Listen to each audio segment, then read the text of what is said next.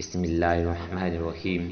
دنیا کی سب سے مہربان ہستی رسول خدا صلی اللہ علیہ وآلہ وسلم انسانوں کے ساتھ ساتھ جانوروں کی دل جوئی بھی فرماتے اور انہیں انسانوں کے شر سے محفوظ رکھتے۔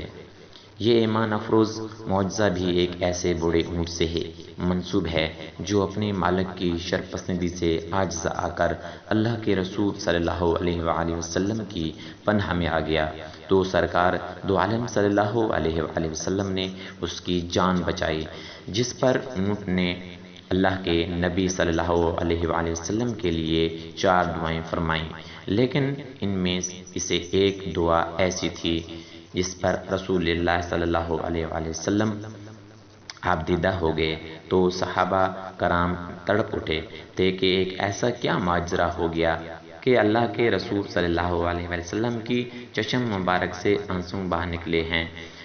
علامہ طاہر القادری نے کشف الاسرار میں اس حدیث مبارک کو بیان کیا ہے جس میں اس واقعہ کے تفصیلات بیان کی گئی ہے۔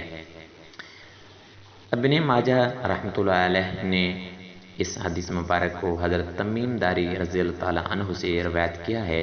وہ فرماتے ہیں، ہم حضور نبی کرم صلی اللہ علیہ وآلہ وسلم کی بارگاہ اقدس میں حاضر تھے کہ ایک اونٹ بھاگتا ہوا آیا اور نبی اکرم صلی اللہ علیہ وسلم کے سر انور کے پاس آ کر کھڑا ہو گیا جیسے کان میں کوئی بات کہہ رہا ہو۔ آپ صلی اللہ علیہ وسلم نے فرمایا، اے اونٹ پرسکون ہو جا، اگر تو سچا ہے تو تیرا سچ تجھے فائدہ دے گا اور اگر تو جھوٹا ہے تو تجھے اس کی سزا ملے گی۔ بے شک جو ہماری پناہ میں آ جاتا ہے اللہ تعالیٰ بھی اسے امان دیتا ہے اور ہمارے دامن میں پناہ لینے والا کبھی نامراد نہیں ہوتا۔ ہم نے عرض کیا، یا رسول اللہ صلی اللہ علیہ وسلم یہ اونٹ کیا کہتا ہے؟ آپ صلی اللہ علیہ وسلم نے فرمایا، اس اونٹ کے مالکوں نے اسے ذبح کر کے اس کا گوشت کھانے کا ارادہ کر لیا تھا، سو یہ ان کے پاس سے بھاگ آیا ہے اور اس نے تمہارے نبی کریم صلی اللہ علیہ وسلم کی بارگاہ میں استغاثہ کیا ہے۔ ہم ابھی بہم اس گفتگو میں مشغول تھے کہ اس اونٹ کے مالک بھاگتے ہوئے آئے۔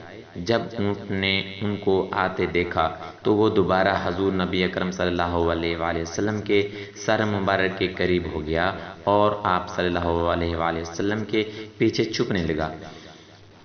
ان مالکوں نے عرض کیا، یا رسول اللہ صلی اللہ علیہ وآلہ وسلم ہمارا یہ اونٹ 3 دن سے ہمارے پاس سے بھاگا ہوا ہے اور آج یہ ہمیں آپ کی خدمت میں ملا ہے۔ اس پر آپ صلی اللہ علیہ وآلہ وسلم نے فرمایا، یہ میرے سامنے شکایت کر رہا ہے اور یہ شکایت بہت ہی بری ہے۔ انہوں نے عرض کیا، یا رسول اللہ صلی اللہ علیہ وسلم یہ کیا کہہ رہا ہے؟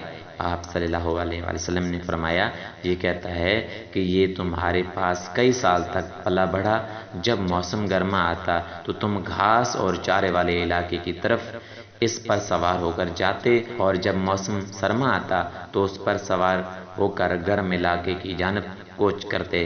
جب اس کی عمر زیادہ ہوگی تو تم نے اسے اپنی اونٹنیوں میں افزائش نسل کے لیے چھوڑ دیا۔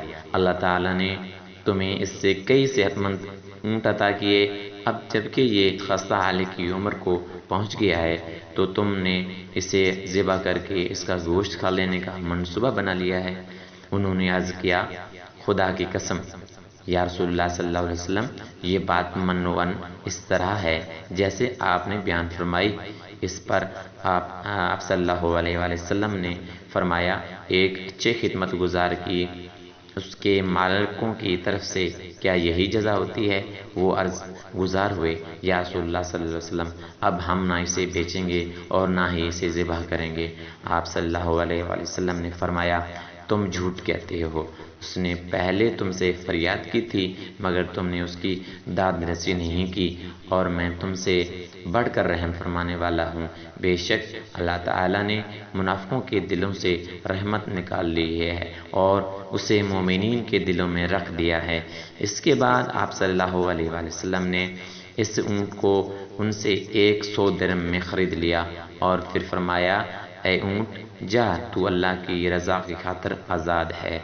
اس اونٹ نے حضور اکرم صلی اللہ علیہ وآلہ وسلم کے سر مبارک کے پاس اپنا منہ لے جا کر کوئی آواز نکالی تو آپ صلی اللہ علیہ وآلہ وسلم نے فرمایا آمین۔